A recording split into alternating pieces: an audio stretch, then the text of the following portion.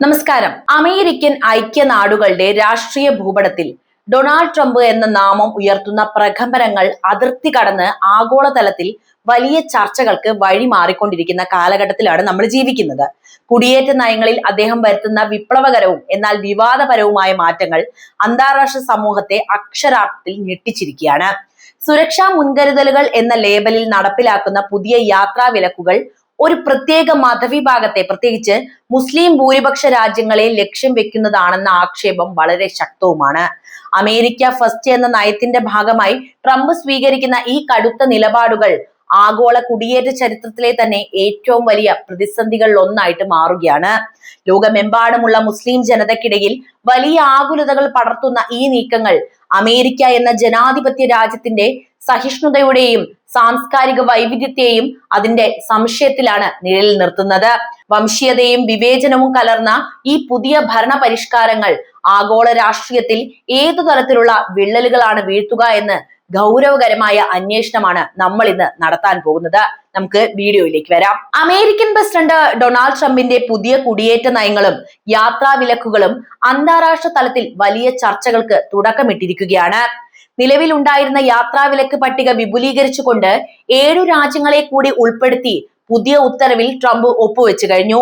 ഇതോടെ അമേരിക്കൻ പ്രവേശനത്തിന് നിയന്ത്രണമുള്ള രാജ്യങ്ങളുടെ എണ്ണം 12-ൽ നിന്ന് 19 ഉയർന്നിരിക്കുന്നു.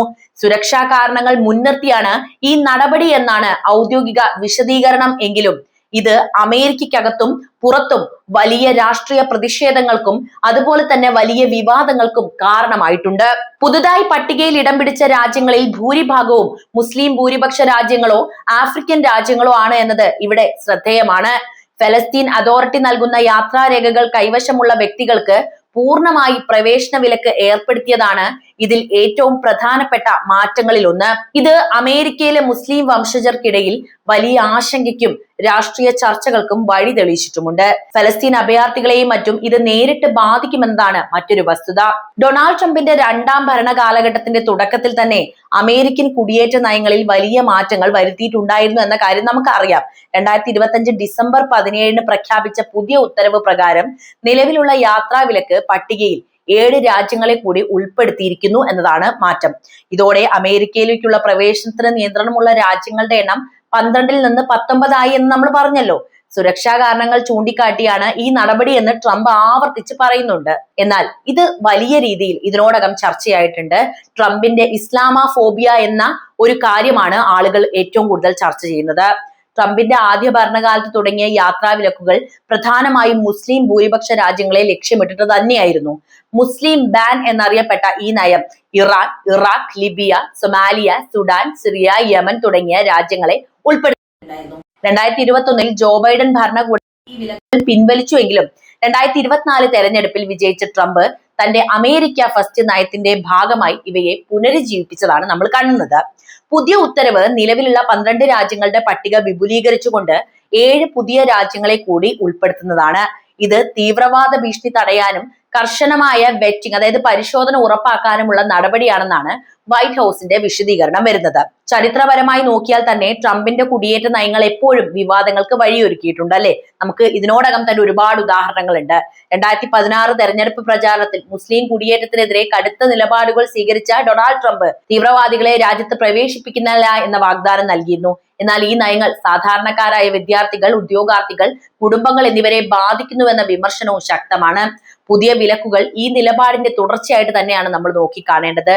പുതിയ വിലക്കുകളുടെ വിശദാംശങ്ങൾ: പുതിയ ഉത്തരവ് പ്രകാരം യാത്രാ വിലക്ക് പട്ടികയിൽ ഉൾപ്പെട്ട പുതിയ രാജ്യങ്ങൾ പ്രധാനമായും മുസ്ലിം ഭൂരിപക്ഷമോ അല്ലെങ്കിൽ ആഫ്രിക്കൻ, ലാറ്റിൻ അമേരിക്കൻ രാജ്യങ്ങളോ ആണ് എന്നത് ഇവിടെ പറയേണ്ടതുണ്ട്.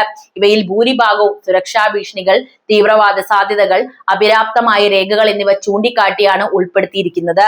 പുതുതായി ചേർത്ത രാജ്യങ്ങൾ ഏതൊക്കെയാണെന്ന് വിശദമായിട്ട് പറയാം. ഒന്ന് ബെലാറസ് ആണ്.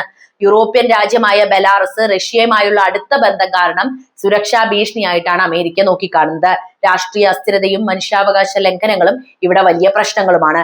അടുത്തത് കസാക്കിസ്ഥാനാണ്. മുസ്ലിം ഭൂരിപക്ഷ രാജ്യമായ കസാക്കിസ്ഥാൻ മധ്യേഷ്യയിലെ തീവ്രവാദ ഗ്രൂപ്പുകളുമായിട്ടുള്ള ബന്ധം ചൂണ്ടിക്കാട്ടിയാണ് വിലക്ക് ഏർപ്പെടുത്തിയിട്ടുള്ളത്. എണ്ണ സമ്പത്ത് സമ്പന്നമായ ഈ രാജ്യത്തിൽ നിന്നുള്ള കുടിയേറ്റക്കാർക്ക് കർശന പരിശോധന ആവശ്യമാണെന്നാണ് അദ്ദേഹം ഉയർത്തിയ വാദം. എൽ സാൽവദോർ ആണ് അടുത്തത്. ലാറ്റിൻ അമേരിക്കൻ രാജ്യമായ എൽ സാൽവദോർ ഗാങ് വയലൻസും ക്രൈം റേറ്റും കാരണം പട്ടികയിൽ ഇടം പിടിച്ചു. അമേരിക്കയിലേക്കുള്ള അഭയാർത്ഥി പ്രവാഹം തടയാനുള്ള നടപടിയാണ് ഇതെന്നാണ് ട്രംപിന്റെ വാദം. അടുത്തത് പരാഗ്വെയാണ്. ദക്ഷിണ അമേരിക്കയിലെ പരാഗ്വെ അതിർത്തി സുരക്ഷാ പ്രശ്നങ്ങൾക്കും അതുപോലെ തന്നെ ലഹരി മാഫിയ ബന്ധങ്ങൾക്കും പേരുകേട്ട രാജ്യമാണ്. ഇവിടെ നിന്നുള്ള വിസ അപേക്ഷകർക്ക് അധിക പരിശോധനകൾ ഏർപ്പെടുത്തിയിരിക്കുകയാണ് ഇപ്പോൾ. അടുത്ത രാജ്യം ഗ്രനേഡയാണ്. കരീബിയൻ ദ്വീപ് രാജ്യമായിട്ടുള്ള ഗ്രനേഡ ചെറിയ രാജ്യമാണ് എങ്കിലും സിറ്റിസൺഷിപ്പ് ബൈ ഇൻവെസ്റ്റ്മെന്റ് പ്രോഗ്രാമുകൾ വഴി സുരക്ഷാ ഭീഷണികൾ ഉണ്ടാക്കുമെന്നാണ് ഇവർ ഉന്നയിക്കുന്ന പ്രധാനപ്പെട്ട വാദം. മറ്റ് രണ്ട് രാജ്യങ്ങൾ, ഉദാഹരണമായിട്ട് മറ്റ് ആഫ്രിക്കൻ അല്ലെങ്കിൽ ഏഷ്യൻ രാജ്യങ്ങൾ പട്ടികയിൽ ഉൾപ്പെട്ടിട്ടുണ്ട് എന്ന് നമുക്ക് മനസ്സിലായിട്ടുണ്ട്. എന്നാൽ ഔദ്യോഗികമായിട്ടുള്ള ഇതിന്റെ വിശദാംശങ്ങൾ പുറത്തു വന്നിട്ടില്ല എന്നത് ഇവിടെ എടുത്തു പറയട്ടെ. ഇതിനു പുറമെ ഏറ്റവും വിവാദമായിട്ടുള്ള മാറ്റം ഫലസ്തീൻ അതോറിറ്റി നൽകുന്ന യാത്രാരേഖകൾ അല്ലെങ്കിൽ അവരുടെ പാസ്പോർട്ടുകൾ കൈവശമുള്ളവർക്ക് പൂർണ്ണ പ്രവേശന വിലക്ക് ഏർപ്പെടുത്തി എന്ന കാര്യമാണ്. ഇത് ഫലസ്തീൻ അഭയാർത്ഥികളെയും അതുപോലെ തന്നെ വിദേശത്തുള്ള ഫലസ്തീൻ വംശജരെയും നേരിട്ട് ബാധിക്കുന്ന ഒരു കാര്യമാണ്. വെസ്റ്റ് ബാങ്കിലും ഗസയിലും തീവ്രവാദ ഗ്രൂപ്പുകളുടെ സാന്നിധ്യം ചൂണ്ടിക്കാണിച്ചുകൊണ്ടാണ് ട്രംപ് ഇത്തരമൊരു നടപടി സ്വീകരിച്ചിട്ടുള്ളത്. ഈ വിലക്കുകൾ വിസ നൽകുന്നതിലും അമേരിക്കൻ അതിർത്തിയിലെ പ്രവേശനത്തിലും കടുത്ത നിയന്ത്രണങ്ങൾ ആണ് ഏർപ്പെടുത്തുന്നത്. ഇമിഗ്രന്റ് വിസകൾക്കും നോൺ ഇമിഗ്രന്റ് വിസകൾക്കും, അതായത് ബിസിനസ്, ടൂറിസ്റ്റ്, സ്റ്റുഡന്റ് ഒക്കത്തിനും ഇത് ബാധകമാണ്. എന്നാൽ ചില അടിയന്തര കേസുകൾക്ക്, അതായത് വേഫറുകൾ, അതായത് അനുമതികൾ നൽകിയിട്ടുണ്ട്. ചില ഘട്ടത്തിൽ ഇത് അനുമതി ഉണ്ട് എന്നർത്ഥം. പുതിയ നയങ്ങൾ അമേരിക്കക്കകത്തും അതുപോലെ പുറത്തും വലിയ പ്രതിഷേധങ്ങൾക്ക് കാരണമായിരിക്കുമെന്ന് ഞാൻ പറഞ്ഞല്ലോ. മനുഷ്യാവകാശ സംഘടനകളായിട്ടുള്ള ആംനസ്റ്റി ഇന്റർനാഷണലും ഹ്യൂമൻ റൈറ്റ്സ് വാച്ചും ഈ നടപടിയെ വിവേചനപരം എന്നാണ് വിശേഷിപ്പിച്ചിരിക്കുന്നത്. പ്രധാന വിമർശനങ്ങൾ എന്താണെന്ന് കൂടി നമുക്ക് ഈ അവസരത്തിൽ നോക്കേണ്ടതുണ്ട്. ഒന്നാമത്തെ കാര്യം ഞാൻ നേരത്തെ പറഞ്ഞ മുസ്ലിം വിരുദ്ധതയാണ്. പട്ടികയിലെ ഭൂരിഭാഗം രാജ്യങ്ങളും മുസ്ലിം ഭൂരിപക്ഷമുള്ള രാജ്യങ്ങൾ തന്നെയാണ്. ഇത് ഇസ്ലാമോഫോബിയയുടെ പ്രതിഫലനമാണെന്നാണ് വിമർശകർ ചൂണ്ടിക്കാണിക്കുന്നത്.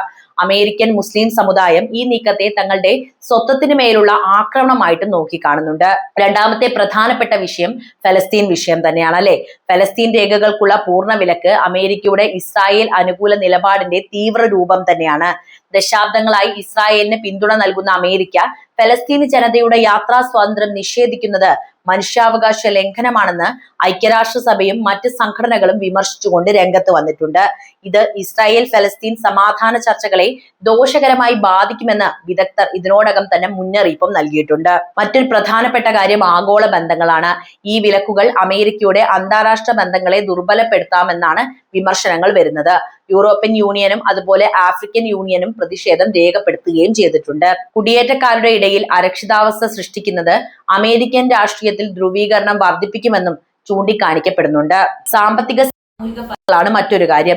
വിദ്യാഭ്യാസം, ബിസിനസ്, കുടുംബ സന്ദർശനം എന്നിവയ്ക്കായി അമേരിക്കയിലേക്ക് വരുന്ന ലക്ഷക്കണക്കിന് ആളുകളെ ഇത് കാര്യമായിട്ട് ബാധിക്കാൻ പോവുകയാണ്. അമേരിക്കൻ സർവകലാശാലകളിലും കമ്പനികളും ഈ നയത്തിനെതിരെ പ്രതികരിച്ചുകൊണ്ട് രംഗത്ത് വന്നു. എന്നിരുന്നാലും ട്രംപിന്റെ അനുയായികൾ ഈ നടപടിയെ ദേശീയ സുരക്ഷയ്ക്കുള്ള അനിവാര്യ നടപടിയായിട്ടാണ് വാഴ്ത്തുന്നത്. തീവ്രവാദ ഭീഷണികൾ വർദ്ധിക്കുന്ന സാഹചര്യത്തിൽ കർശന പരിശോധനകൾ ആവശ്യമാണ് എന്നാണ് അവർ ഉന്നയിക്കുന്ന പ്രധാനപ്പെട്ട വാദം. ഈ പുതിയ നയങ്ങൾ അന്താരാഷ്ട്ര രാഷ്ട്രീയത്തിൽ വലിയ മാറ്റങ്ങൾക്ക് കാരണമായേക്കുമെന്നതാണ് നമുക്ക് മനസ്സിലാക്കാനുള്ളത്.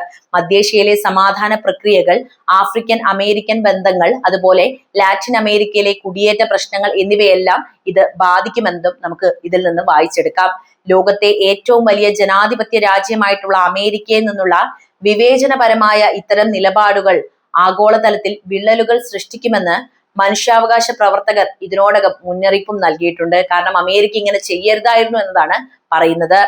ട്രംപിന്റെ പുതിയ യാത്രാ വിലക്കുകൾ സുരക്ഷയും വിവേചനവും തമ്മിലുള്ള സംഘർഷത്തിന്റെ പ്രതിഫലനമാണ്. ഇത് അമേരിക്കൻ കുടിയേറ്റ ചരിത്രത്തിലെ ഈ പുതിയ അധ്യായമായിട്ട് മാറുമോ, അതോ വിമർശനങ്ങളുടെ മുൻപിൽ ഇതൊക്കെ പിൻവലിക്കപ്പെടുമോ എന്ന് വരും ദിവസങ്ങളിൽ മാത്രമാണ് നമുക്ക് മനസ്സിലാക്കാൻ കഴിയുക അല്ലെ. നീതിപൂർവമായ ഒരു പരിഹാരം കണ്ടെത്തേണ്ടത് അനിവാര്യമാണ് എന്നതാണ് നമ്മളിവിടെ പറയുന്നത്. കാരണം കുടിയേറ്റം മനുഷ്യാവകാശത്തിന്റെ അടിസ്ഥാന ഭാഗം തന്നെയാണ് എന്നത് ഇവിടെ പറയുകയാണ്. ഈ വിഷയത്തിലെ നിങ്ങളുടെ അഭിപ്രായം അറിയാൻ താല്പര്യമുണ്ട്. എന്ത് തന്നെയായാലും കമന്റ് ആയിട്ട് രേഖപ്പെടുത്തുക. മറ്റൊരു വീഡിയോയുമായി വീണ്ടും എത്താം. നന്ദി.